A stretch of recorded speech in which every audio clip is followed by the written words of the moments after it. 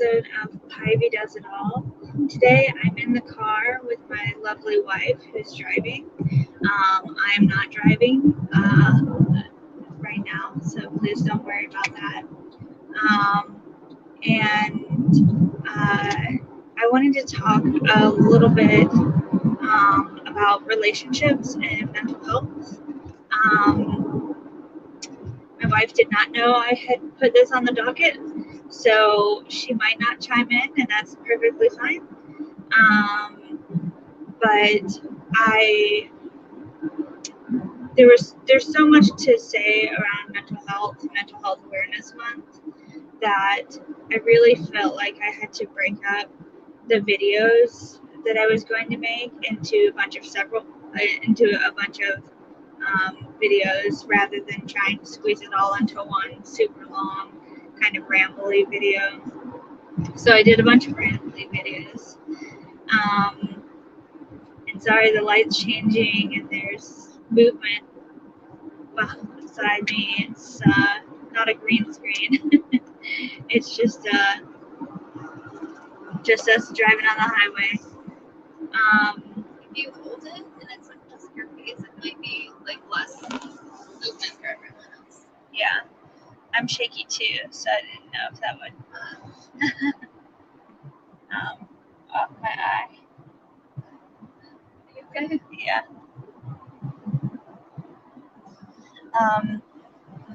But yeah, so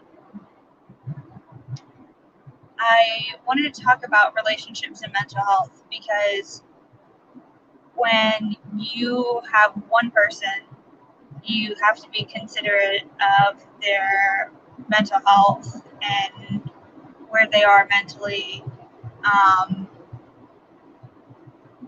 Anyways, but if you add another person to the mix, or 4 people, depending on your personal preferences, We should have gone to church.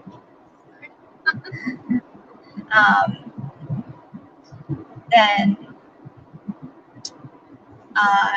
you definitely have to be concerned about more people's mental health than just your own.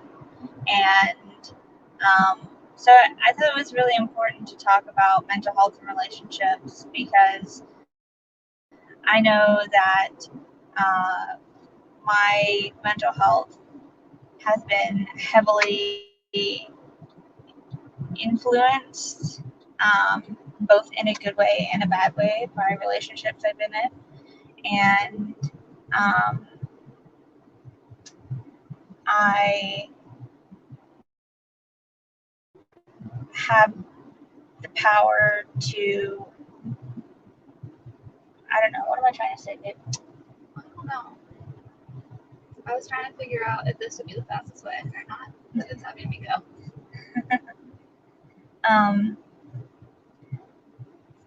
So I think it's important to be open and transparent. I think that that's been the biggest issue that I've had in relationships regarding my mental health, is when I tried to hide my mental health issues, or how I was feeling. Those definitely created a lot of problems, and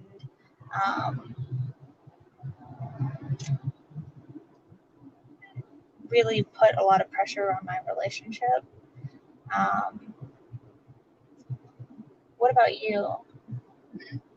Would you say that being open and honest is important in a relationship, or do you think that it just kind of floods the waters and there's like a limit? It can be too much. What do you think? Any thoughts, or not really? I mean, I think honesty is always an important policy in relationships. Yeah. So I'm like drawing blanks. There's like so much like stimulating in the environment that like doing a live while we're on the road is really challenging. And holding it is also really difficult. So we're going to put you back up there. Sorry, guys. Sorry for the shakes.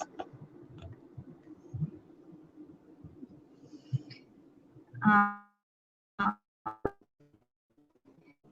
just, I think it's important to be open and honest, but, when you're in a relationship, especially, when you're in a relationship where you do share a lot because you are really good friends with your significant other, it can easily go into a codependent, enmeshed kind of territory where you guys rely on each other too much. And I've had that happen in a lot of my relationships. And I think that when we don't set healthy boundaries, this is me saying what I think is the best thing to do. Not saying that I'm perfect at doing it by any means possible. By any means at all, because I'm not perfect. And to learn and to practice about being in healthy relationships, even though I'm in a great marriage. And that's an important note to anyone in any relationship, is that there's always room to grow together in a mental health fashion, and communicate in a more healthy way, set boundaries in a healthy way, and just knowing that you have someone who will be on this journey with you is important and healthy and positive and encouraging, but don't let that relationship be something that turns into something unhealthy and damages your mental health ultimately. So I will just talk about my own relationships, and won't ask Melanie about any of hers, because that's not my business to share. But I have, because I have mental illnesses, it's been important for me to let my partners know. I can't imagine a world where I didn't let my partners know that I had problems. I feel like that would put so much pressure on our relationship. And one, I don't like keeping secrets in relationships. But two, I just feel like it explains so much. It really gives your partner resources to to see how to best deal with your mental illness, because your mental illness doesn't stop, at your nose.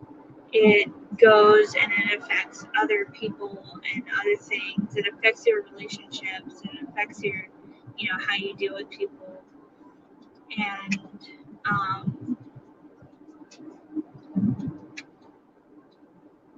so I can't imagine not telling my partner. It was very scary for me to tell a lot of my partners, because I was nervous that they would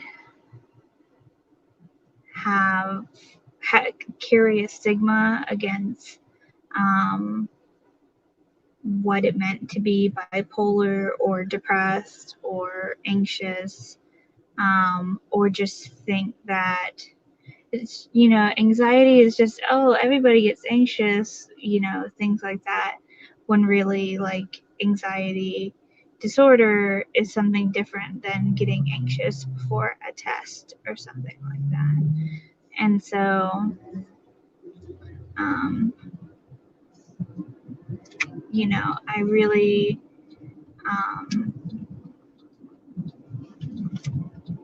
make sure you guys don't go sliding around.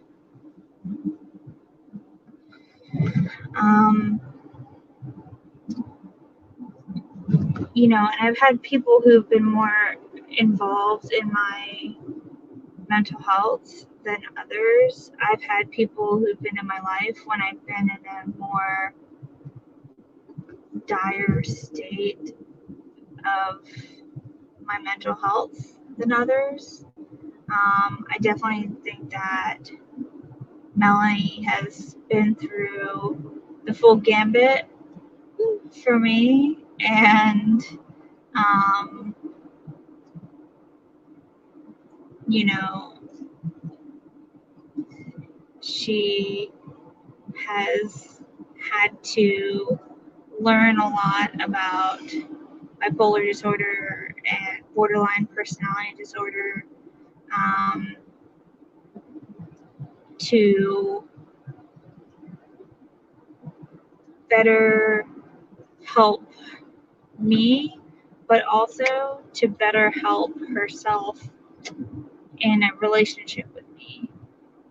And I think that that's a really important fact. It's not just about dealing with the person with the mental illness, because when you have someone with a mental illness, then it also, like I said, my illness doesn't stop where my nose stops.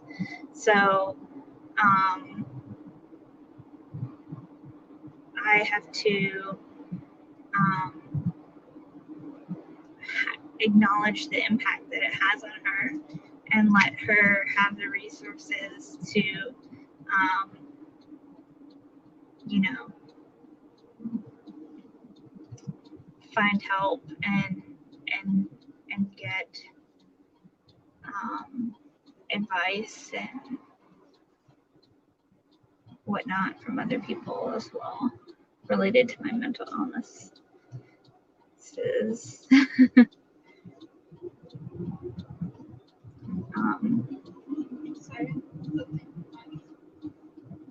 It's okay. What is that noise? It's my turn signal. Oh. I've never heard it before. Really?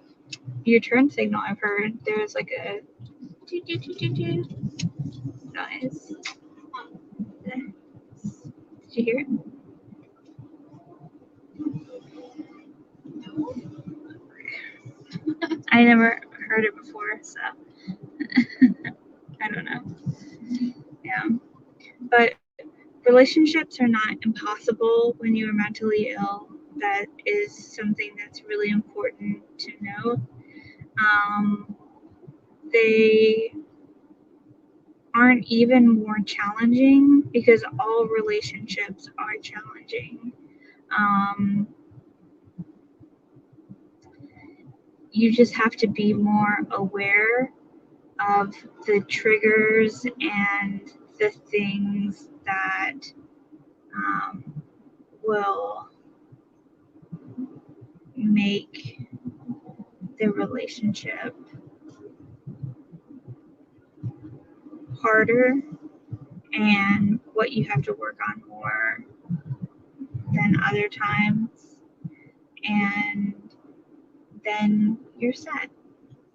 So this has been my little spiel on relationships and mental health.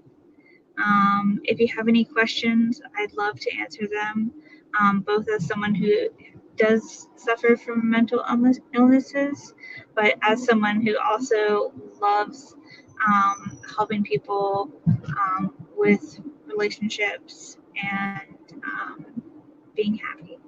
So I hope you guys like this video, and there'll be many more like this.